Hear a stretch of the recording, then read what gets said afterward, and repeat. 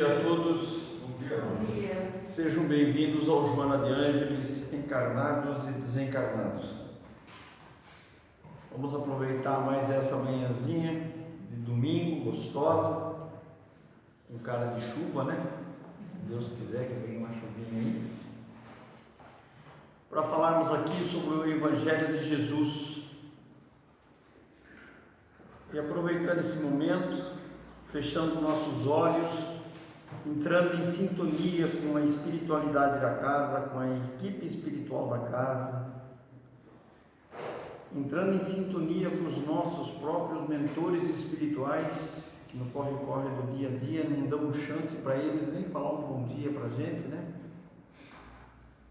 Agradecendo a Deus e a Jesus pela oportunidade de estarmos aqui e que possamos absorver essa mensagem do Evangelho do dia de hoje. Que o nosso companheiro Fábio seja intuído, amparado e instruído pela espiritualidade da casa. Graças a Deus, graças a Jesus.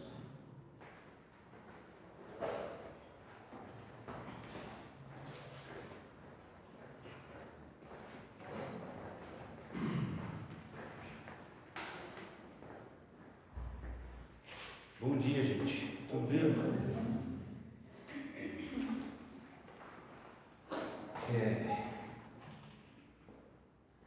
Dando sequência, então, para os estudos do Livro dos Espíritos, hoje a gente vai falar o item 3 do capítulo 7 do livro 2, Faculdades Morais e Intelectuais.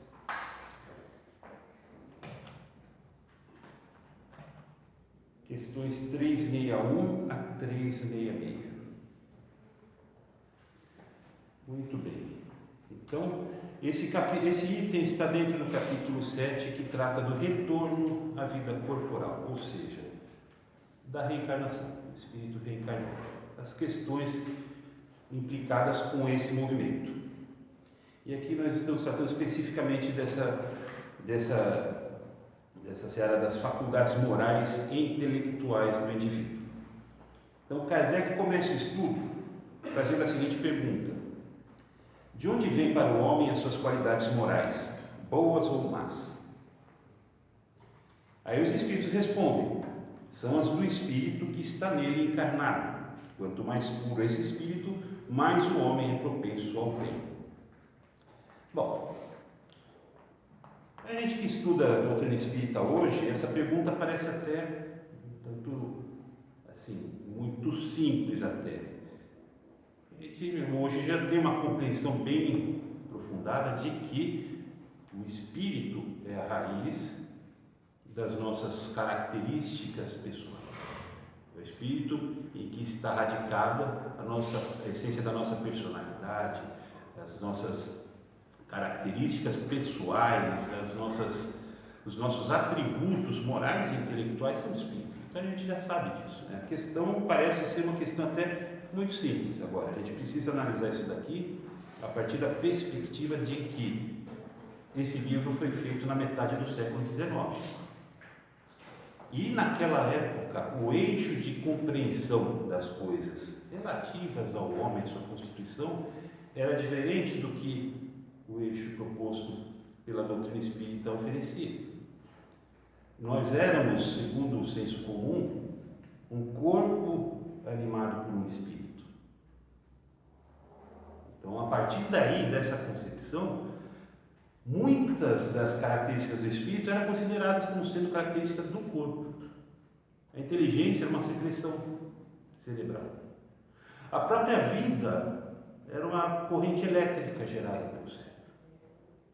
Então, a gente, voltando lá atrás, tinha essa noção difundida dos meios acadêmicos, científicos, que repercutia no cotidiano. O corpo que recebia o espírito. A doutrina espírita mudou esse eixo. E a gente agora entende que nós somos o espírito que usa o corpo na reencarnação. Logo, é o espírito o centro da existência. E todas as nossas características, qualidades, particularidades são radicadas no espírito, não no corpo. E essa questão, na verdade, simples que é hoje para nós, que já temos um conhecimento mais desenvolvido, ela deveria ter derrubado, né? Uma ideia que era um senso comum na época e que ainda hoje também é muito forte. Quando a gente reclama das coisas, né? Nossos questionamentos, e coloca aí e diz como a carne é fraca. Nós não resistimos a isso, aquilo, aquele outro, porque a carne é fraca. A carne não tem influência nenhuma no espírito. A carne não tem sentimento, a carne não tem inteligência, a carne não tem características morais ou intelectuais. O espírito tem. Então tudo aquilo que a gente decide, todas as escolhas que nós realizamos, decorrem do espírito. A carne não tem nada a ver com isso. Aí essa questão, embora simples, ela é interessante porque ela gera reflexões nos nossos estudos, né? Kardec pergunta: de onde vem para o homem suas qualidades morais? E os espíritos respondem: do espírito que está encarnado. Agora, como surgem essas características morais e intelectuais? De onde que elas vêm? Como é que a gente constrói essas características? A gente já as traz do início? O espírito já nasce com uma quantidade pré-determinada de características para se desenvolver? Porque pensar dessa forma levaria a gente a entender que existem espíritos que têm, desde a sua gênese, uma certa predominância de qualidades morais mais negativas e outros que têm uma predominância positiva. Então não é por aí. Na questão 115 do Livro dos Espíritos, a espiritualidade responde com muita contundência. Deus cria os espíritos simples e ignorantes, ou seja, sem conhecimento. Então o espírito, quando é criado, quando ele é individualizado, particularizado, ele é como uma folha em branco, ele não tem conhecimentos, ele os vai adquirir ao longo das suas reencarnações. O que ele traz consigo então? Nada. Ele traz um único conteúdo consigo. Mesmo o HD virgem, né, ele tem que ter uma basezinha para a gente poder instalar nele um sistema operacional, senão não vai conseguir. Tem que ter alguma coisa. O Espírito também tem as leis de Deus. As leis divinas estão gravadas na consciência, questão 621 do Livro dos Espíritos. Onde estão as leis de Deus? Gravadas na consciência. Isso é o que o Espírito traz quando ele é criado. Ponto. O resto ele vai construir.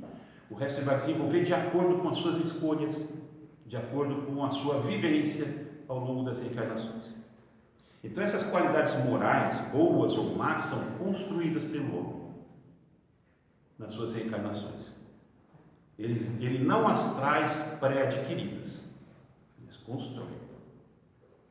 E é o espírito que constrói, independentemente do corpo, independentemente da matéria. Kardec desdobra essa questão, 361A. Parece resultar daí que o homem de bem é a encarnação de um bom espírito, e o homem vicioso é de um mau espírito. Aí os espíritos respondem: sim, mas disse antes que é um espírito imperfeito, pois de outra forma se poderia crer nos espíritos sempre maus, aqui chamados de demônios. Então, raciocínio de Kardec, se as qualidades morais, boas ou mais, são do espírito, então podemos dizer, um espírito bom, um homem de bem, é um espírito de bem encarnado. E um homem mais imperfeito, mais vicioso, é um espírito vicioso. O raciocínio está certo. É isso mesmo. É claro que os espíritos têm cuidado de fazer essa distinção, de usar o termo imperfeito e não mal, porque também era o senso comum na época, que haviam demônios, espíritos votados permanentemente ao mal, que é um conceito que a doutrina espírita derruba. Então isso não existe. Existem espíritos temporariamente imperfeitos. Mas isso a gente precisa entender também uma outra compreensão acerca do que seja o bem e o mal. Por que existem espíritos maus, como Kardec mencionou? O que é ser mal? O que é ser bem? Quais são as definições que a gente poderia usar para entender melhor essa pergunta, né? Tem no Livro dos Espíritos também, questão 630, Kardec pergunta: o que é o bem e o que é o mal? definições a gente tem para esses dois conceitos?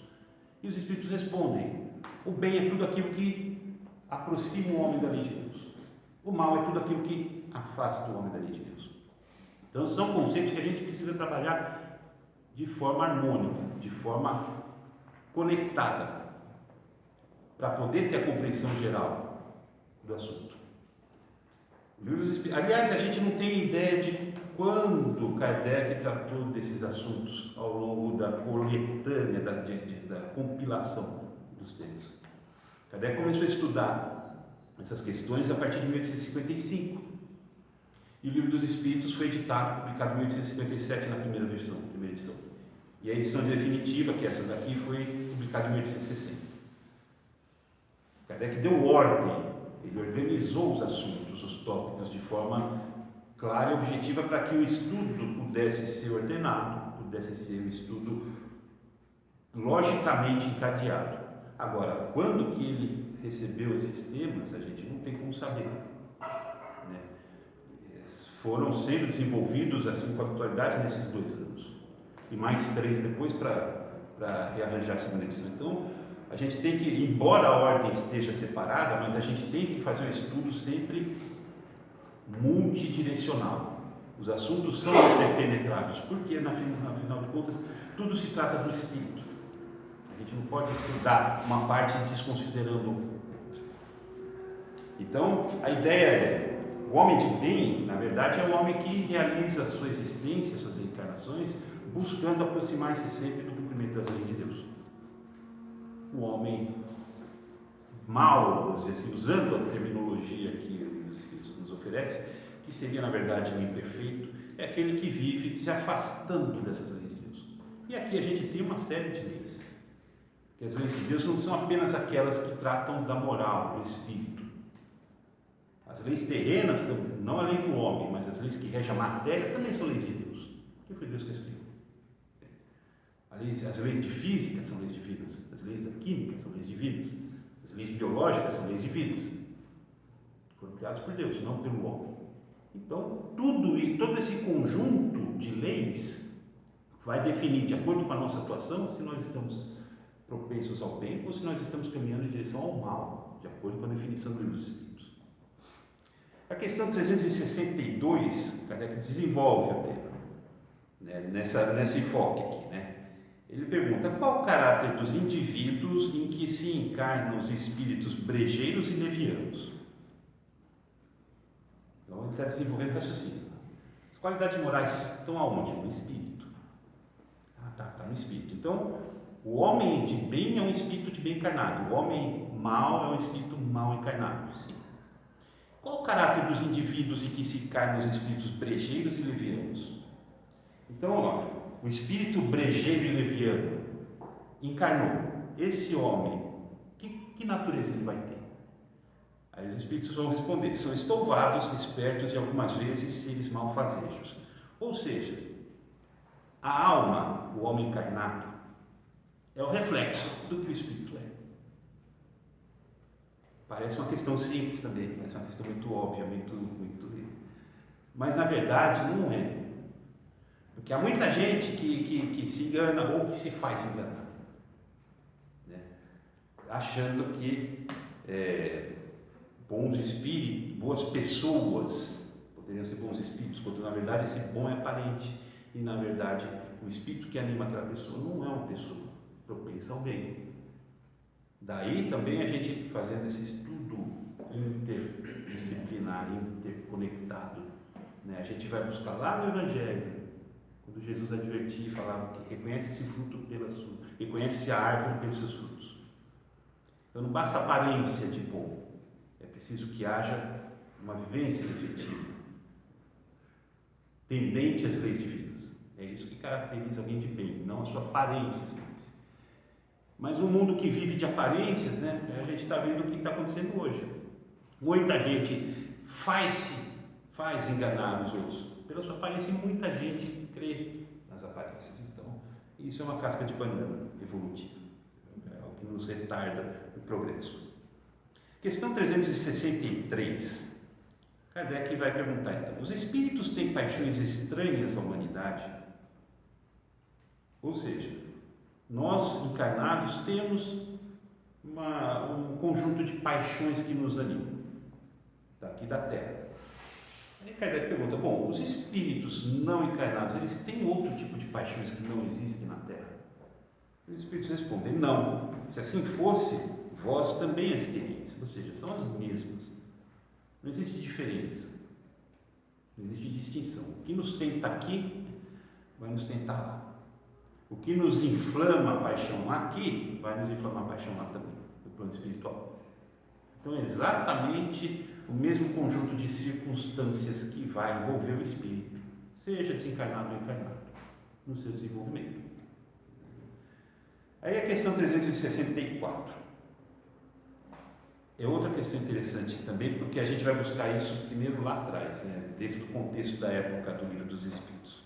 Allan Kardec pergunta, é o mesmo espírito que dá ao homem as qualidades morais e as da inteligência? Veja só, o homem tem o seu desenvolvimento moral e o seu desenvolvimento intelectual. Kardec pergunta, é o mesmo espírito que dá essas duas qualidades? Por quê? Porque voltando à concepção que existia ainda lá no século XIX, quando o corpo era a sede do interesse de estudo e da pesquisa, entendia-se que cada particularidade emocional, psíquica do ser humano pudesse ser animada por um espírito diferente.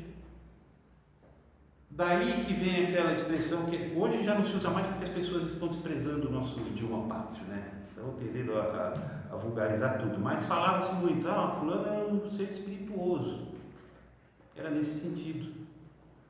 Porque os espíritos, esse humor que ele tem é um espírito muito nesse campo, é um espírito desenvolvido nesse campo, um espírito humorístico muito forte, ou um espírito humanitário muito incisivo que ele tem. Como se nós tivéssemos, então, vários espíritos coabitando dentro de nós. Por quê? Porque o espírito era um acessório. A sede do estudo, a sede do entendimento era o corpo. O corpo. A doutrina espírita muda isso. Está mudando devagar, porque exige isso, não só entender, mas compreender e absorver esse entendimento, né? Isso ainda vai se processando a passos lentos, portanto é muito comum, principalmente, inclusive entre os espíritas, a gente ainda falar, deixar escapar. Meu espírito quando morrer vai para o umbral, vai para o nosso umbral, como se fosse algo alheio a mim, o meu espírito, como se eu estivesse falando da minha carteira, do meu carro. Não é, sou eu. Eu vou para tal lugar. Quando eu desencarnar, meu corpo desencarnar, eu vou, eu estou nesse todo aqui ou ali. Não é o meu espírito, não é uma coisa minha, mas essa era a visão que existia na época. E a partir daí, então, bom, se é uma coisa, o espírito é um acessório do corpo, pode ter vários. É o que Kardec pergunta, é o mesmo? Ou será que tem mais de um? E os espíritos respondem, seguramente que é o mesmo. E na razão do grau a que tenha chegado, o homem não tem esses dois espíritos. Perceba que a resposta começa com um advérbio, seguramente, certamente, indubitavelmente, que é um espírito só. Não existe isso. Hoje a gente pode falar que isso daqui está batido, né? A gente sabe que o corpo é encarnado por um espírito. Nós somos únicos na nossa constituição. Somos um espírito, não existem vários espíritos dentro de mim. Existem, aí é outro assunto, várias personalidades que esse espírito desenvolveu ao longo de N encarnações. Estão arquivadas, estão armazenadas no nosso cofre emocional, no nosso cofre psíquico. Mas ainda assim elas constituem um espírito, é sempre um espírito que está dentro de um corpo. Mas aí Kardec, na questão 365 seguinte, então ele dá a sequência do porquê dessa pergunta. E ele pergunta uma pergunta excepcionalmente inteligente. Por que os homens mais inteligentes, que revelam um espírito superior neles encarnados, são às vezes ao mesmo tempo profundamente viciosos? Olha a lógica de Kardec. Ele prepara o terreno. Kardec faz uma abordagem, ele prepara a próxima pergunta já sabendo a resposta para desdobrá-la. E aí sim ele vai aprofundar. Então, na primeira pergunta, qualidades morais intelectuais, é o mesmo espírito que dá isso? Porque se não fosse, se fosse espíritos diferentes, você fala, bom, o espírito da inteligência é bom, agora o espírito da moral, esse aqui é fraquinho, você pode descartar ele e pegar o outro. Mas aí esses espíritos responderam, não, é um só tem um espírito, é você é isso aí, é tudo. O conjunto inteiro é você. Eu falo, bom, então tá bom, se eu sou o conjunto inteiro, por que tem homens tão inteligentes e ao mesmo tempo tão viciosos? Homens que têm uma inteligência tão desenvolvida, né, que denotam um caráter superior e ao mesmo tempo tão viciados. Por que isso acontece? Entende? Aí vem a resposta. É que o espírito encarnado não é bastante puro e o homem cede à influência de outros espíritos ainda piores. O espírito progride numa marcha ascendente e insensível, mas o progresso não se realiza simultaneamente em todos os sentidos. Num período ele pode avançar em ciência, no outro em moralidade. Percebam o conteúdo da resposta. O avanço intelectual não corresponde necessariamente ao avanço moral. A intelectualidade desenvolvida no indivíduo não representa por si só um desenvolvimento moral equivalente. Isso fere orgulho, isso fere suscetibilidades, porque a coisa que mais excita o orgulho das pessoas que têm um desenvolvimento intelectual um pouco mais realizado é justamente acreditar que isso os torna moralmente superiores. E a resposta que os espíritos dão para Kardec é justamente o contrário. Isso não significa. O desenvolvimento intelectual não representa por si só desenvolvimento moral. Ele se desenvolve autonomamente. Numa existência, ele pode avançar em ciência. Noutra existência, ele pode avançar em moral. Mas são desenvolvimentos que se dão autonomamente. E se a gente realizar uma reflexão mais aprofundada disso aqui, é justamente o que a gente vê hoje em dia. Na média, o homem tem um desenvolvimento intelectual bem reforçado já, mas desenvolvimento moral nulo, muito baixo, comparado com o grau de desenvolvimento intelectual que ele já atingiu.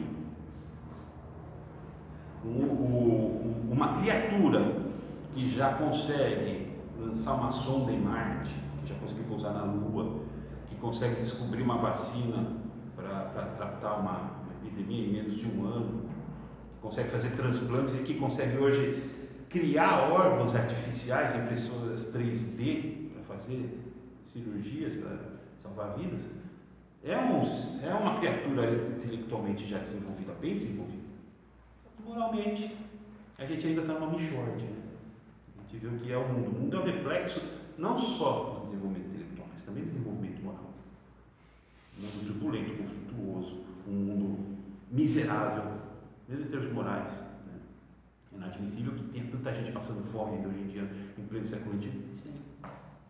Tanta gente com carências do básico, essencial, mas ainda tem. Então é uma coisa que ao nosso redor hoje fica muito claro, muito evidente. Mas na época era interessante deixar isso claro. Afirmar isso de forma peremptória. Desenvolvimento intelectual é uma coisa, desenvolvimento moral é outra. Porém, o desenvolvimento moral exige que haja desenvolvimento intelectual. Mas eles não se dão em conjunto, não é simultâneo. Porém, só é possível desenvolver-se moralmente sabendo, ou seja, tendo conhecimento, ou seja, tendo desenvolvimento intelectual desenvolvido, que nos permita perceber e entender o que seja o bem e o que seja o mal. Do contrário, como é que a gente vai acertar? Porque o que é moral? Aí também é outra coisa que a gente precisa ter em mente, são conceitos interligados aqui, a gente precisa saber o que é moral. Questão 630, Allan Kardec perguntou isso para os espíritos, e eles responderam. Não, 629, desculpa. Que definição se pode dar à moral? A moral é a regra da boa conduta e, portanto, da distinção entre o bem e o mal. Funda-se na observação da lei de Deus. O homem se conduz bem quando faz tudo tendo em vista o bem, e para o bem de todos, porque então observa a lei de Deus. A gente tem umas concepções sobre moral muito restritas, muito limitadas, né? Aí a gente já está entrando no campo do moralismo. O moralismo, na verdade, a gente quer tentar impor uma conduta pré-determinada, uma conduta pré-definida como correta para os outros. O moralista critica o outro. É aquele que fica olhando em cima da cerca, vendo o que o vizinho está fazendo para falar mal do vizinho. Ele pula a cerca, ele desfalca o caixa da empresa, ele faz isso, faz aquilo. Esse é o moralista, ele quer impor para o outro. A moral verdadeira é a regra da boa conduta individual. Moral é interior, a verdadeira moral, né? Moral filosófica, ela é interior, ela funciona no campo interior. Quando a gente fala no reflexo externo, na conduta externa, a gente está falando de ética, é outra história. Ética se diz respeito à conduta interpessoal na sociedade. Agora, moral é no campo interior. É só no meu íntimo que eu vou dizer como é a minha moral. Entende? E a base dela é isso aqui, a regra da boa conduta, de acordo com a lei de Deus. Então a gente tem que entender isso. Falar assim, bom, então, para desenvolver o aspecto moral, a gente precisa saber os conteúdos básicos para poder discernir uma conduta boa de uma conduta má. Entende? E isso não é apenas, a gente não consegue construir isso apenas frequentando um centro religioso qualquer. Porque existe esse link, né, entre o estudo moral, né, a compreensão da moral e a religiosidade, porque a religião, na sua essência, ela trata de regras morais. Ela trata de regras para o indivíduo crescer, para o indivíduo se desenvolver. O Espiritismo trata do quê? De uma doutrina filosófica, científica, religiosa, que leva o quê? Que conduz o quê? A evolução do espírito. Não só intelectual, ela dá subsídios para a evolução intelectual, mas a evolução intelectual se desenvolve em todos os campos do conhecimento.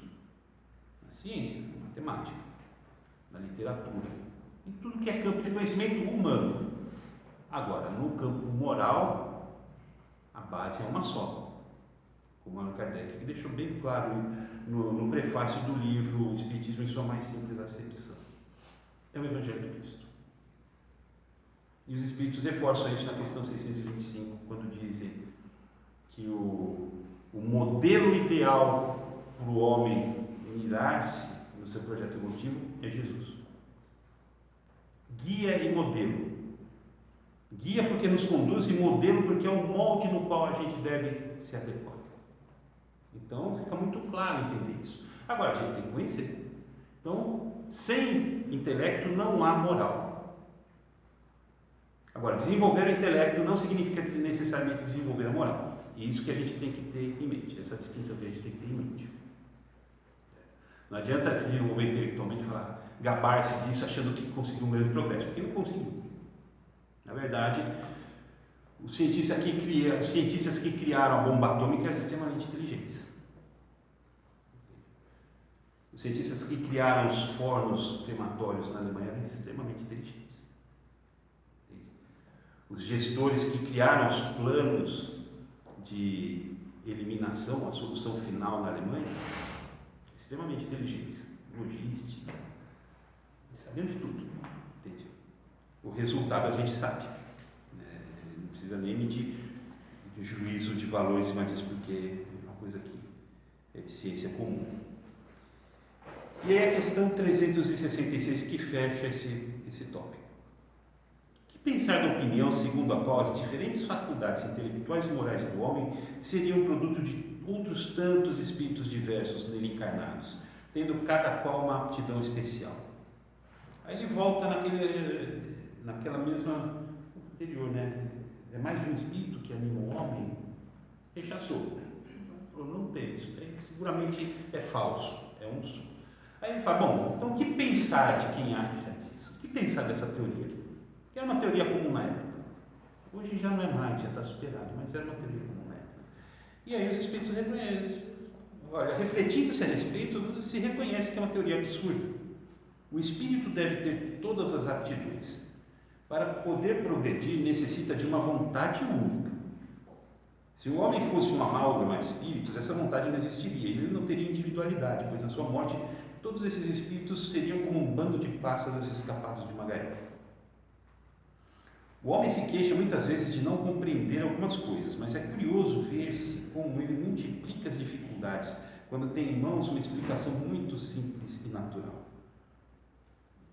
A resposta que os espíritos dão para essa pergunta é uma resposta hoje para nós muito óbvia e dedutível. A gente sabe que falar em são mais espíritos que encarnam uma pessoa, isso daí hoje é um absurdo, repele ao nosso senso comum, porque a gente já tem uma base com a doutrina. Isso daqui já é um assunto pacificado para nós. Perder tempo estudando. Isso aqui está falando de uma situação do século XIX que hoje já foi superada totalmente. Aliás, eu não conheço nenhuma doutrina filosófica hoje, religiosa, que entenda dessa forma. Foi um pensamento realmente superado. Não acho que o homem seja uma coletânea de espíritos encarnados. Eu não conheço. É muito minoritário, assim, irrelevante. Mas isso aqui, essa advertência que os espíritos colocam na resposta é interessante. O homem se queixa muitas vezes de não compreender algumas coisas, mas é curioso ver-se como ele multiplica as dificuldades quando tem em mãos uma explicação muito simples e natural. Não sei se vocês já leram, por exemplo, a história das irmãs Fox, década de 40 do século XIX. Elas tinham mediunidade. Elas estabeleceram nos Estados Unidos a primeira grande divulgação de uma atuação mediúnica, porque elas moravam, a família delas morava numa casa em que havia sido morto um caixeiro viajante anos atrás, acho que uma década antes. E o corpo desse caixeiro tinha sumido, um crime sem solução. E esse espírito se comunicou com elas, porque elas eram médium. Elas eram crianças, tinham 10, 12 anos, 8 na época, eram 3 irmãs. Entende? E o espírito falou: olha, meu corpo está enterrado no porão dessa casa, na coluna tal. Entende? E aí descobre que estava mesmo. Solucionou-se o caso através da mediunidade. E depois elas progrediram e começaram a fazer apresentações, seus fenômenos mediúnicos pelos Estados Unidos. E aí passaram então a rebater isso, dizendo que era uma armação. E aí Kardec até ele separa alguns textos na Revista Espírita de manifestações médicas, científicas da época, questionando a mediunidade. E o que eles inventavam a respeito disso. Porque elas trabalhavam também com as mesas girantes, que também era outro fenômeno da década de 50 do século XIX. Então as mesas, elas gravitavam, levitavam, se movimentavam. Estabelecia-se uma comunicação com a mesa batendo no chão, tantas batidas correspondiam a tantas letras do alfabeto. Então elas respondiam perguntas através dessas batidas, as pessoas decodificavam como se fosse um código Morse e tinha uma resposta. Isso daí virou uma coqueluche na época. Isso daí foi um evento que antecedeu os estudos de Kardec, foi o que chamou a atenção de Kardec, inclusive. E aí eles falavam: não, isso daí é tudo criação do homem. Essas batidas, na verdade, são estalos dos ossos, o estalo nervoso que elas emitem quando enrijecem na concentração. Inventavam desculpas absurdas para tentar desconstituir o óbvio. Há uma manifestação inteligente aqui. Está interagindo, está respondendo suas questões. Como é que você vai transformar isso num estalar de ossos? Que ninguém consegue reproduzir, só elas reproduziram. Mas inventa-se muita desculpa, muito rodeio para evitar a verdade, que é simples, está evidente. Agora, transporta essa advertência para os nossos dias, para as nossas existências. Quantas vezes a gente não cai nesse tipo de situação também? A resposta é óbvia. Por que eu fiz tal coisa? Por que eu não resisti e cair nessa tentação, nesse impulso. Por quê? Porque os espíritos obsessores me influenciaram. Os espíritos obsessores me influenciaram. Porque alguém fez macumba. Alguém pegou um boneco de voodoo, amarrou meu nome na boca do sapo. A gente cria desculpas e vive em um processo de autoilusão, achando que nada é nossa culpa, nada é nossa responsabilidade. E a gente continua vivendo a nossa vida naquele mesmo modo que nos levou àquelas situações negativas. E o óbvio está pululante. A gente vê, por exemplo, não precisa estudar a doutrina espírita para entender isso. A doutrina vai explicar isso com muito mais objetividade, com muito mais clareza. Mas não precisa, se você quiser, fica no Evangelho. O que Jesus disse? É cada um segundo suas obras. Nós somos responsáveis pelo que fazemos. Nós somos herdeiros do que construímos. Nós somos receptores daquilo que oferecemos. Então, por que a gente, numa situação individual negativa, a gente se dedica a culpar o outro? Porque a gente se perde nessas tergiversações. É mais fácil, alivia a nossa consciência, libertando. Inventa desculpas, alinhamento dos planetas que criou uma energia e tal, e eu entrei. As coisas não existe isso. Tudo que acontece na nossa existência é resultado de nossas escolhas. Como é que a gente faz para mudar isso? Escolha melhor. Escolha melhor. Aliás, é o processo. Intelectualmente a gente já se desenvolveu, mas agora a gente também puxa a parte moral. Questão 365. Um suporta o outro. Então aí a gente precisa aproveitar desse suporte que a gente já tem para construir o outro. Porque automaticamente um não vai resultar no outro. Estudei bastante, eu decorei o livro dos Espíritos. Isso não vai me tornar um ser melhor moralmente falando, não é mesmo. A não ser que eu aplique, isso aí é diferente. Porque aplicar significa, aí sim, passar a viver a partir de um código moral. O contrário não funciona. Vai ser só mais um que conhece decor o texto. Quanta gente não decorou a Bíblia? O Velho Testamento, o Novo Testamento. Aí todos os livros posteriores religiosos que vieram, decora também. Decora tudo, eu sou bom pra caramba. Continua vivendo aqui. Não funcionou. Não está fazendo efeito enquanto não for vivenciado. Daí a necessidade da gente então fazer a nossa parte. A estrutura é montada para isso. Porém, é preciso que a gente dê o nosso contributo. Legal, vocês se desenvolveram. Hoje a gente está num ponto muito avançado intelectualmente falando, tá. Mas isso não representa necessariamente um desenvolvimento moral. Isso vocês precisam construir. É preciso entender isso. Então, a partir dessas reflexões, a gente pega essas questões, 7 questões, que tem a 361 e 361A. Aparentemente simples, por nossa compreensão de hoje, aparentemente batidas, discutir se tem vários espíritos dentro da gente, simples. Não, mas ela gera muito material para reflexões mais profundas, que dizem respeito ao resultado da nossa existência, que a gente vai colher esse resultado. Como nós nos conduzimos para preparar o porvir. Vai atuar nisso. Aí muda de figura, fica uma coisa realmente importante. Então o convite fica para que a gente possa refletir mais, detidamente, sobre esse tema. O retorno à vida corporal é o que a gente está vivendo hoje, Então é um assunto extremamente atual para a gente. Todos esses tópicos que estão sendo estudados, inclusive de hoje, para a gente refletir e compararmos, tentar nos encaixar dentro dessas balizas que estão sendo construídas aqui. Ver onde nós estamos adequados e onde ainda nós estamos fora dos limites para fazer essa adequação. Então agradeço a paciência de todos vocês. Obrigado pela presença. Que vocês tenham um ótimo domingo aí. Uma chuvinha bem agradável para a gente ter aqui domingo de verdade, bem verdadeiro domingo. E que Deus nos abençoe a todos.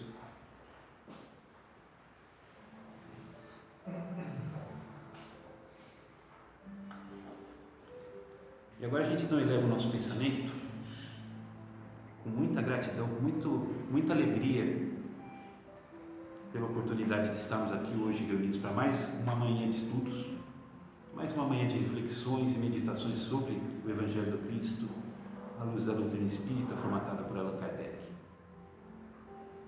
E com essa alegria a nos impulsionar, a gente agradece a todos os amigos espirituais que de alguma forma participam desse nosso processo de reconstrução interior, de renovação íntima e de evolução pessoal. Aos nossos mentores, os mentores da casa, os mentores desse estudo, o nosso muito obrigado pela amizade que nos é dispensada, pela intuição, pela inspiração que nos oferecem, para que a gente possa buscar as mais profundas lições, a mais profunda compreensão dos ensinamentos do Mestre.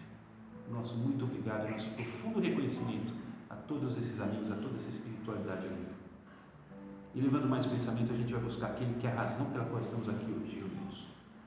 Aquele que nos trouxe pessoalmente esse Evangelho, esse guia de transformação e de iluminação, e que permanece diuturnamente no nosso horizonte como um farol nos iluminando o caminho, nos sinalizando a porta a ser escolhida, a estrada a ser perseguida, e nos infundindo fé, nos infundindo serenidade, nos infundindo força e confiança para prosseguir nessa jornada, mesmo diante dos tropeços que o mundo oferece.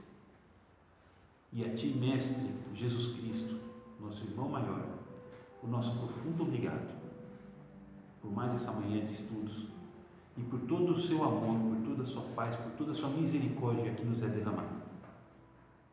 E rogamos em Ti, Mestre, que Suas bênçãos possam fortalecer cada coração aqui presente hoje. Que cada coração possa retornar às suas existências cotidianas depois desse encontro, renovado na esperança, renovado na vontade de transformar-se, na vontade de elevar-se. E que a sua conduta seja e represente uma carta viva do seu Evangelho, ajudando, auxiliando a multiplicar os seus ensinamentos, a retransmiti-los a todos aqueles ainda que nessa humanidade ainda são tão carentes de despertar para as realidades do Espírito. E assim a gente possa dar o nosso pequeno contributo para que essa família humana se harmonize cada vez mais nos laços mais profundos de fraternidade, de amor e de paz promanados de nosso Pai. Que assim seja, graças a Deus e graças a Ti.